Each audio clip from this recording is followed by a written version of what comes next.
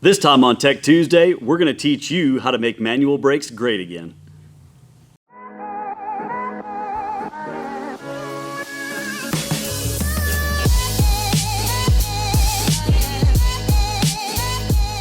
If you've been following our videos, you know that we just released a video on hydroboost brakes not long ago.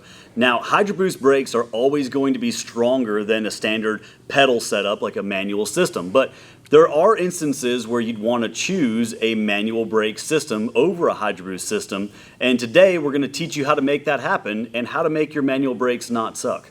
So why would somebody want a manual brake system over the hydroboost system? Well, there's a couple different reasons. Let's say you're a desert racer and you want to eliminate every single point of failure in your rig. Well, the hydroboost is another point of failure, so you can simplify the system by going to a straight manual system. Let's say you want the absolute fastest steering possible and you've got a huge power steering pump like a trophy truck pump or something like that. Well, you're not going to be able to flow that much fluid through a standard hydroboost unit, so manual might be the way to go. Cost. If you go to a hydroboost system, you're going to spend a little bit more than what you can do for a manual brake system. So cost might be another reason why you'd want to go with a manual system. And simplicity, just like we talked about with the Ultra 4 scenario or the desert racing scenario, you're out in the middle of nowhere and you just want to eliminate as many points of failure as possible and make it as simple as possible. A manual brake system might be the way to go. However, no matter what you do with your manual brake system, you're never going to accomplish the same amount of brake feel and the ease of braking as you are with a properly designed hydroboost system. The hydroboost system is going to multiply whatever type of force that you put in on your foot times 4, and that is something that you're not going to be able to replicate with this. However, you can have decent brakes with a manual brake system. So there's a bunch of options on the table and you just have to ask yourself, what type of person am I? So let's talk about brake design and kind of the concept of what makes brakes work. I hear it all the time on different YouTube things and Facebook things. People keep on getting it backwards and they keep on getting it wrong. When you go to pick up a vehicle, let's say you've got a hydraulic jack and you're going to pick up a vehicle. You've got a tiny little cylinder that pushes down on your jack into a bigger cylinder, and a whole bunch of pushes makes that piston move really slowly. But you can pick up an entire vehicle with it. So that is an example of hydraulic leverage. Anytime you have a proportion of the small cylinder to the big cylinder, the bigger that proportion distance is, the more weight and the more force that you can get out of the system, but the more work or the more distance you're going to have to put into it. And we all know that work is force times distance. So whenever you take that formula into account, it works the same whether you're talking about leverage on your brake pedal or you're talking about leverage in the hydraulic system. So now that we know kind of how that works, whenever you go to a smaller master cylinder, you're going to have to push the brake pedal farther than if you had a larger master cylinder. Now, the whole entire system has to be designed to work as a unit. There's no one thing that you're going to do that's going to basically give you the best brakes in the world compared to another type of system. So to start off with, we want to go through the whole entire design. You've got the size of your tires as a rotational mass. You've got the friction between the brake pads and the rotor. You've got the rotor diameter. That diameter is going to give you leverage. So the larger the brake diameter of the rotor, the more leverage you have of those brake pads and that caliper over stopping that tire. That all gets transformed from the master cylinder leverage ratio between that and the calipers, the caliper design with the different style of pistons, and then the bores of those pistons that gives you the amount of hydraulic ratio that we're talking about. All that stuff goes together, and then you have your mechanical leverage at the pedal itself. So if you go to BustedKnuckleOffRoad.com, you go into the brake section, we have a calculator on there that was actually originally designed by a guy named Bill Avista on Pirate 4x4. It works extremely well, and you basically go in, you start plugging in all your information, and once you've done that, you'll realize that 9 out of 10 times, you can't get the hydraulic ratio that you need without really going in and making your brake pedals longer and going in and changing your bore size and getting different rotors and things. And it'll help educate you if you go in there and start looking at that table. It'll explain all the different things that you have to be able to design the brake system as a whole to work for you. So let's start off with a couple very simple things. One, If you have the style brake pedal that has the 2 master cylinders on there that we've seen so many times in the off-road industry, I can almost guarantee you that your brakes suck without even looking at your rig. And if you think that your brakes are good and you have those dual master cylinders, I can almost guarantee you that you've never actually had brakes that worked really well. And the reason I know that is because with those 2 master cylinders sitting side by side, almost everybody has it on the East Coast at least. We see it all the time in off-roading. The bores of those 2 master cylinders have to be added together. So if you have a 3/4 master on the right and a 3/4 master on the left, that's not a 3/4 inch bore. You end up taking that and you double it, and it ends up being a lot larger. And because that bore is theoretically larger, or the amount of area of the bore is a lot larger, you'll realize that you can't get the clamping force down there on your calipers to be able to work with that system. So how do we manage that? Well, first of all, we need to ditch the dual master cylinders and we need to go to a single master cylinder. Going to a single master cylinder gives you a lot more options and gives you a lot more capability of getting the right volumes between your brake caliper and the actual master cylinder. And the hydraulic ratios that we're shooting for in the spreadsheet, you can see this, are between 8 and 14. 8 is going to be a very tight hydraulic ratio, and that makes it so that you have to put a lot of leverage into the vehicle to be able to get it to stop. And then 14 is going to give you a long pedal travel, but it's going to give you a lot of force.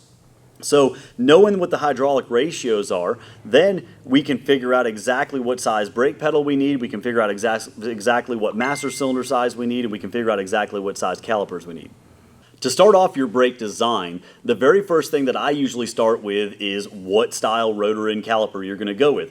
And the reason I start off with that is because a lot of times the axle that you chose is going to dictate what type of options are out there.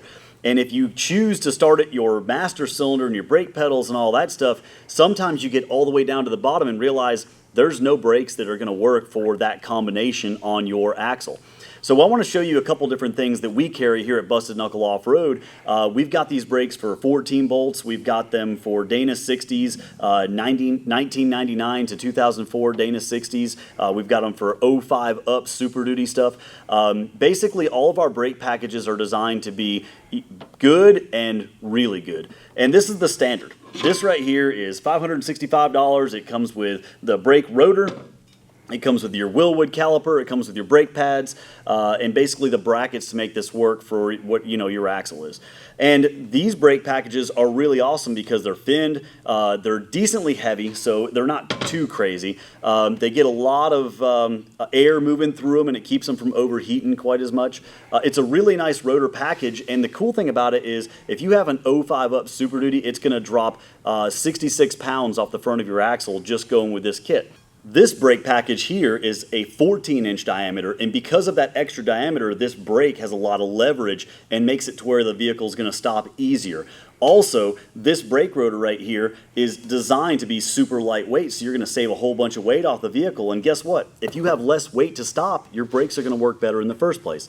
Now, there's obviously a cost distance between those two. You know, you're going to pay more for a larger diameter brake. You're going to pay more for the lightweight stuff, but it ends up being a lot better in the long run. Now, that's where we need to start. We need to start off with figuring out what our rotors are going to be, make sure that they're going to fit our axles, because if we've got a rotor package that's different from these, you might not be able to get that leverage and everything that you need when by the time you get up to trying to spec out your master cylinder. So, get your rotors figured out. If you want to get some of these from us, definitely we'll hook you up. We've got some really nice rotor packages here, and we can make that work for you. Now, from there, now we know what rotor and we know what caliper we're going to have. Now, in your calipers, you've got a couple different options. Not all of these calipers are created equal. There are tons of different calipers out there from tons of different manufacturers. We have been using Willwood for a really long time, and we use them because they work. We have very, very few failures, if any failures. I can't think of any failures that we've had where it didn't include hitting a rock at 40 miles an hour. But they sell different bore sizes in the pistons, and we've done all the homework to figure out exactly what size bores that you need. But if you look at the calipers themselves, there are tons of different bore diameters. And when you start looking at any type of race caliper like this, you'll find out that the slim calipers that fit really tight to the rotors like this, that allow you to run a 17-inch wheel and a 14-inch rotor, is almost always going to be a 4-piston or a 6-piston caliper. Well, those 4 or 6 pistons that go around in a circle, like kind of, follow the diameter of the rotor, end up having to be pretty small. If you think about old school brakes where they have the one single piston in the middle, like old Chevrolet brakes, you've actually got a larger diameter piston there, even though it's going to take up a lot more room. So what you end up with is a compromise. You say, okay, I can have a smaller diameter rotor with a larger caliper, or I can have a bigger rotor with a smaller caliper that'll still fit in my wheels. So that's why we always start at the brake system itself, at the wheel, and then start working our way back. The next thing in the system is going to be the brake line. Now, when you're choosing the right brake line, you want to make sure that you're choosing something that's not going to swell. And a lot of times you hear in the industry that, oh, don't use flexible brake lines because they'll swell. Basically, you hit the brakes and you'll see them swell up. Well, that's generally going to be an old school rubber brake line. We don't see that happen with these stainless brake lines. These are what we're using from the master cylinder all the way back to the back. You can go on Busted Knuckle Off Road and we can actually build you custom lines to whatever length that you want for your vehicle. Now, this is a very, very good way of plumbing your brake system. The king of plumbing your brake system is going to be hardline though. Hardline doesn't swell at all. The problem with hardline is you end up having to put some type of a flexible junction where it goes from the chassis to the suspension. And everywhere that you have a junction, you have a potential for failure. So in our experience, using these lines, a single line the entire way with just a jumper at the axle, so you start off at your master cylinder, you plug in one of these PTFE stainless lines, run it all the way down to the axle, and then put a splitter and go to each side. We've had great success out of this. We don't see any of the swelling that we used to see in the rubber brake lines, and then you have a single connection from the start all the way to the back, and you don't have to worry about the connectors failing between the hard brake line and your soft brake line. The next thing that you need to look at whenever you're designing your brakes is going to be the master cylinder. And a lot of times whenever you start looking at these master cylinders, you'll realize that there is a dizzying array of different master cylinder choices that are out there. But what you need to keep into account is the hydraulic ratio between the master cylinder and the caliper. And you can easily do this math by yourself if you want to. You come up with the size of the piston bores and you multiply that and you get the area of the piston, and then you take that and you divide it by the multiplication of the area of your master cylinder, and that's going to give you a ratio. And that ratio should be anywhere from about 8 to 14. 14's on the high end, and then 8's kind of on the low end. 8 would be an extremely stiff pedal, and 14 would be an extremely easy to go pedal. So basically you're going to have a lot more travel. And what you'll find out is that a lot of times you're not going to be able to find a master cylinder that has quite the right bore size for what you're looking for. A lot of times what you're going to find is that there's not a master cylinder that's small enough for what you're trying to accomplish. Generally what we find with a 4-piston Willwood caliper, or even a 6-piston Willwood calipers, is that you need something about a 5/8 or a 3/4 to stop the vehicle really well. But that's with a pedal ratio taken into consideration. So you're going to look for your master cylinder, and then you're going to realize, you know what, I can't get there with the master cylinder that I have. I can't get the clamping force on my brake system that I need to stop the vehicle with the master cylinder that I've got. And what you're going to have to do is you're going to have to go in and try to find a brake pedal that can compensate for the loss in leverage at your master cylinder. So what we end up doing is getting these big, long brake pedals. This is your standard Willwood brake pedal. It's about a 7-to-1 ratio, and this is the brake pedal that we use. This is a 9-to-1 ratio. And that extra leverage, just like if you were prying on something with a big long screwdriver or a pry bar, that extra leverage, the mechanical leverage of this big long pedal right here, allows you to run a larger master cylinder to be able to get the same clamping force on your brakes. And what we found over the years is that if you try to use just like the Willwood stuff or the, there's a bunch of different brands out there, but if you try to use the standard pedal stuff that they have, you're not going to be able to get the clamping force that you need with those big, large tires and that heavy weight that we see in the off-road industry. So I want to show you the difference in the two brake pedals that we currently have. One is a standard Ford brake pedal, and basically what that means is that the master cylinder is going to bolt in the front, just like this right here, and then the brake pedal is going to be pushed out like this. So it's a forward-facing brake pedal, and the brake pedal is going to push on the master cylinder. Master cylinder is going to be positioned far away from you. And if you look at the way I've designed this thing, it's actually got two patterns right here on the face. It's got a pattern that goes widthwise like this, and then it's got a pattern that goes up and down. And what you'll find is that almost all of the brakes that you're going to find on the market are going to fit one of these two patterns. These are standard patterns for CNC brakes, for Willwood brakes, for a bunch of different other manufacturers. In the standard style brake, like high volume stuff, and then also in the tandem masters. This fits a very large array of different master cylinder options. And then we have this threaded coupling right here that allows you to just thread your push rod directly into the end and then come right out of this hole. So this is a really cool pedal for that reason, and it allows you to get the leverage that you need whenever you're hitting your brakes. This pedal has the same 4-bolt pattern that we talked about in the Ford version, but this is a reverse mounting pedal. So therefore, you can install this in a place that has maybe a little bit less room and takes up less space.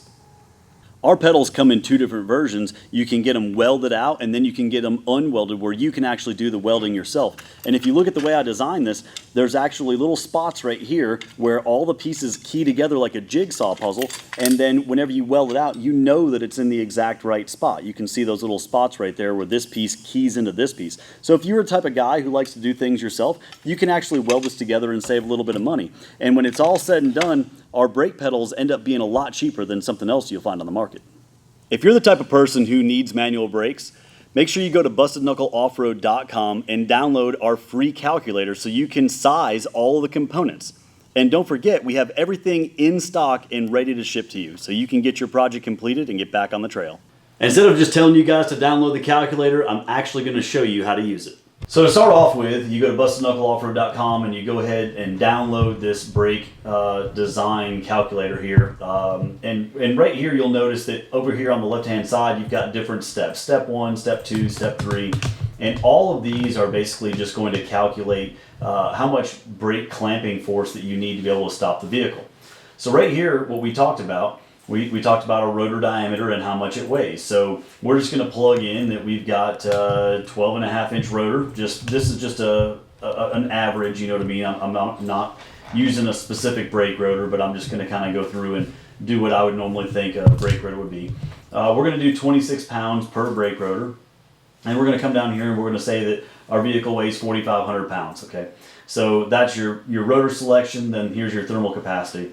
Max speed of the vehicle, we generally choose about 70 miles an hour, you know, for off-road racing and stuff like that. 70 is usually a pretty good number. And then that's going to calculate your kinetic energy and all that stuff. Now, right down here, one thing that you need to notice is basically you don't want to get this brake temperature above 1,000 degrees. So if I was going to put like 200 miles an hour, you can see that at 200 miles an hour that these brakes are going to fail on this vehicle, right?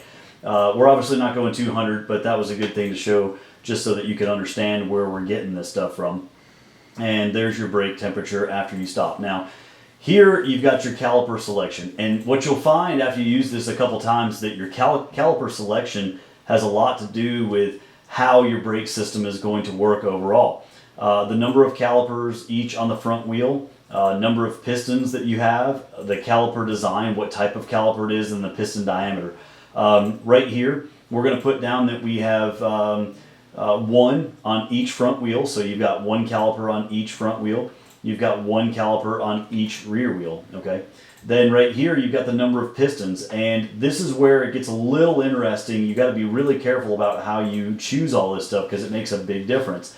The number of pistons, let's say you have an old school floating caliper, old GM style caliper, single big piston. You're going to have one piston here, and then right here, that's a floating design. So you're going to basically have two for floating. And the floating piston design is what you see where you've got your two brake pins, and the caliper actually slides back and forth on those pins. And then down here, you're going to choose what your diameter is, basically. And in this case, let's say that we have a 2.9-inch diameter or something like that on those pistons. And that's a pretty large style piston. So if in this same scenario right here, let's say you had like the Willwood style calipers, what you'll notice is all this is doing is calculating this actual piston area down here. Now the thing is if you go to the Willwood website or you go to a lot of different manufacturers' website, they're going to give you this. And I highly advise skipping all of this and just putting in whatever that size is here so that you know that you're getting the right piston area. Once you have your piston area plugged in, then it'll tell you what your total effective piston area is. I want to just put a note to stop the video for 1 second so I can get the actual numbers, and then we can jump back in. Let me go to Willwood and get the actual product calipers. 120-6818. And this is going to be the big one. Details. 4.8. Yeah, so I was right. Okay, let's start the video back up. So right here where the calipers are selected, if you're looking at this, it's a really good idea to go to the manufacturer's website and see if the actual piston area is already supplied for you. And we're actually going to use this calculation for the 4-piston Willwoods that we generally use at 4.8, and that's going to be the actual piston area. And it basically takes away just any issues that you may have typing in the information up here and getting fixed and floating incorrect and not being able to get your actual piston diameter. I highly recommend just getting that directly from the manufacturer's website. If you can't, then obviously this calculator right here will populate that for you. And then they basically take the 4.8 times 2 calipers equals 9.6, 4.8 times 2 calipers equals 9.6, and that's your total effective piston area for both sides, both brake sides. The next thing is going to be your rolling radius of your tire. So the larger your tire, the more brakes that you need, because that radius is actually going to make the vehicle stop with more leverage, or less leverage, because you have a bigger brake, a bigger tire, and it's basically going to have more leverage. So right here where it says the rolling radius of your tire, you basically want to take half of your brake. Crap, I screwed that up a little bit. All right, let's step back over here. The next step is going to be the rolling tire radius, and the rolling tire radius is basically 1/2 of your tire diameter. But in this scenario, it's a little bit less. So let's say we did a formula real quick, and we had a 40-inch tall tire. Well, 40 inches divided by 2 is obviously 20. But if you do just a standard 20, what you're going to realize is that that's not exactly accurate, because your tire is going to sink down at the contact patch. So 40 divided by 2 is not going to exactly be 20 in this particular scenario. You're actually going to lose some of that tire radius based on how much force your tire has pushed down on the ground, or for instance, how much your tires are flat. And then your tire grip, you usually just put 1 here unless you have a specific reason not to. Up here where it says step 5, where the front is, you're basically going to have to put in your center of gravity. And this is the horizontal distance from the front axle to the center of gravity. So you can go back and take a look at some of our tech videos on 4-link design, and basically it's from the center of the front axle to the center of gravity in that distance. Obviously you can see that this is written down as 98. And you might be thinking to yourself, there's no possible way that that's a real vehicle, and I'm going to show you why I put that there. Let's say you put an actual number like 12. Well, that's probably not a good number. Let's go with 24. So your front axle is 24 inches in front of where your theoretical center of gravity is. Your wheelbase is 125, and your vertical center of gravity is 35 inches from the ground up. What you're going to see is that you end up with different forces down here, and you're going to see that your brake balance is different between front and rear. And this is important if you have a 2-wheel drive vehicle and you're trying to get equal braking on front and rear.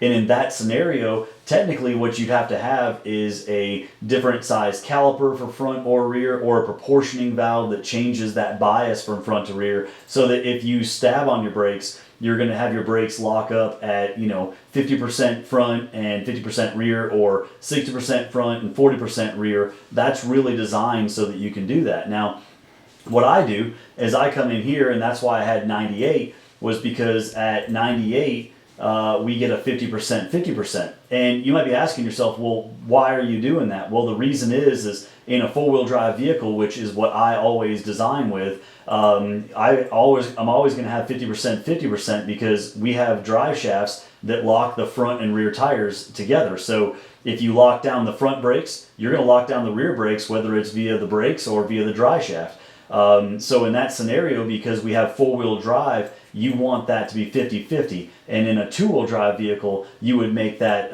whatever your actual center of gravity is. And for those of you who are just trying to figure out and follow along, if you were in a situation where you were trying to design your vehicle for when it's in two-wheel drive, what you're going to find is you're going to lose braking ability. So if you took this and you brought it down to 24 and you see you got 109% front and negative 9% rear, what that means is that the engine and all the weight is sitting above the front axle, and you have to put more front brake bias to the front than in the rear to be able to get it to stop. And if you do that, you're basically going to leave some brake on the table, and you're going to basically be in a situation where the system won't be designed well when you're in four-wheel drive, and you're going to be putting a whole lot of brake pressure on the front. So I highly recommend going with 50-50 as long as you have a four-wheel drive vehicle.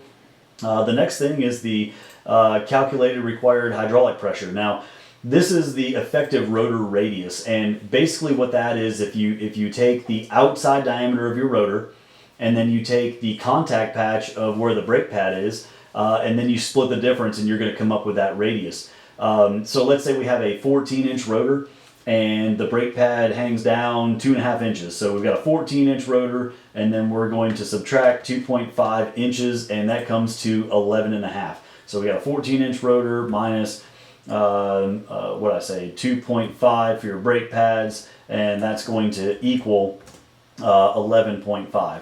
Okay, so 11.5 is basically going to be the diameter of where your center of your brake pad is going to be. So 11.5 divided by 2 is going to give us 5.75, and that's your radius. So 5.75 is what we're going to use for a 14-inch diameter, 5.75 with our theoretical 2.5-inch wide brake pad. Now your coefficient of friction, basically you use whatever your manufacturer's brake pad coefficient of friction is. Now there's a whole bunch of different ways to do this. Right here it says use 0.3 or the manufacturer's specs, or estimate derived from the pad's DOT edge code. And basically this right here just is an equivalent of what you would normally find in most of your brakes. Now this is obviously going to raise or lower the amount of clamping force based on how aggressive your pads are.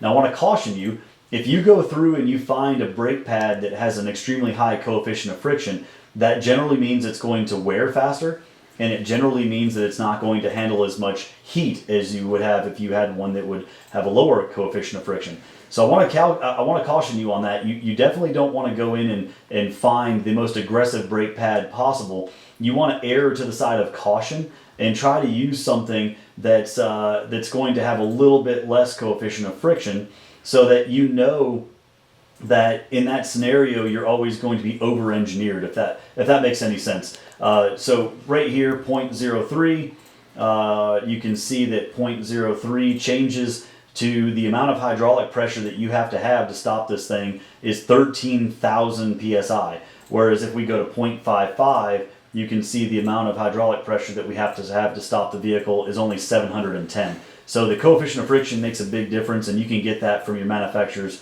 brake pad specification. Now down here where it says the pedal effort desired, this is how much force that you're actually going to have to push on the brake pedal to be able to get the vehicle to lock down the tires at your 70 miles an hour up here, right? So in this scenario down here, I've got 96. Now what this is going to do is it's going to change what your ratio needs to be and what your master cylinder needs to be to get the desired amount of braking. So let's say we take this and we put it at 50. I only want to push 50 pounds of pressure onto my brake system to be able to stop the vehicle. The next thing that you're going to do is come down here to your pedal ratio, and this is where I want to educate you guys a little bit. Let's say we go for a 7-to-1 pedal ratio, which is a very, very widely known and commercially available pedal. All right, we want a 50 pounds of input force times 7 of our pedal ratio, and that's going to calculate down here to the actual pedal pressure produced. And if you look, it's in red right now, meaning that basically there is not enough pressure in the system to stop the vehicle. So I skipped around a little bit, but there's a reason. If you look right through here, you can see some of this stuff where it talks about the push rod force and the master cylinder size required. And basically what you see right here is that the area of the master cylinder piston is 4.932. And then the master cylinder bore required in diameter is 7.926. So right now I have a master cylinder that has 0.8750, right? And that master cylinder is basically too big. So let's go with a smaller master cylinder, and let's go with a 3/4, so 0.75.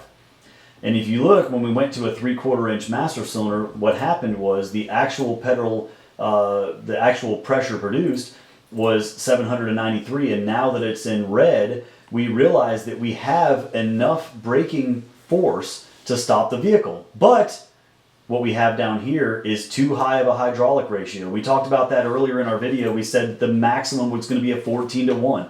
So what this is meaning is that you're going to have to move the pedal basically 22 times for every 1 inch, and that's going to give you a very, very long pedal. That's not even possible. You're not going to have a pedal ratio that far. You're going to basically stroke out your master cylinder before you get there. So if you wanted a 50 pound force input with a 7 for your pedal ratio, we have to get this down to 14. So let's see what happens if we go with 1. Okay, now we have a 1 inch master cylinder and we're down right around 14, but guess what? Our pedal ratio is where it needs to be, but now we don't have enough force. So how are we going to get enough force? Well, we can come back up here and we can put 100 pounds of input, and at 100 pounds of input, now we have enough pedal rod, or we have enough pressure. But you see how that works. If you want a pedal ratio of 7, you're going to have to put in a whole lot of force to be able to get your actual pedal pressure to be where you need to be with your hydraulic ratio where you need to be. So what we do is we go to a 9:1 pedal, and then what you can do is you can get your hydraulic ratio where it needs to go and still get more pedal feel with the input pressure that you've got. So let's come back down here. We'll put a 75 in here because that's going to be less force. It's going to stop the vehicle better. And there we go. With a 9:1 pedal ratio, we can still use a 1 inch master cylinder and get the desired amount of pressure with a 12:1 hydraulic force.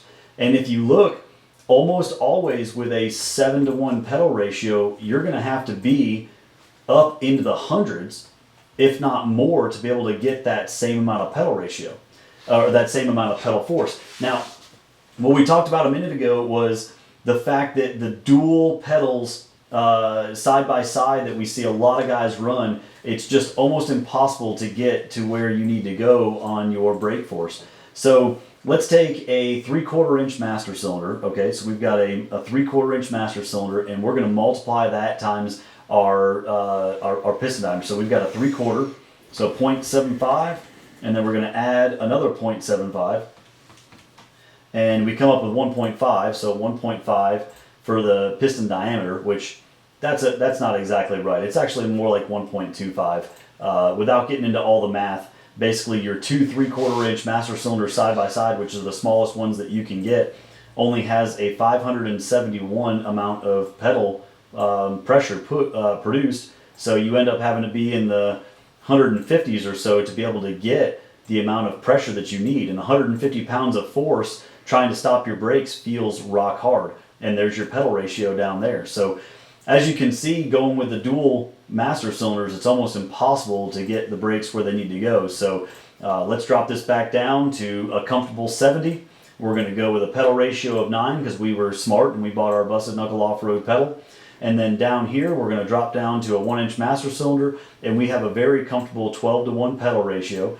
We have a 1 inch master that's going to have plenty of volume to make our brakes work properly, and we only have to have 70 pounds of input force. Now let's come down here and let's take a look at this whole entire section is for power brake boosters.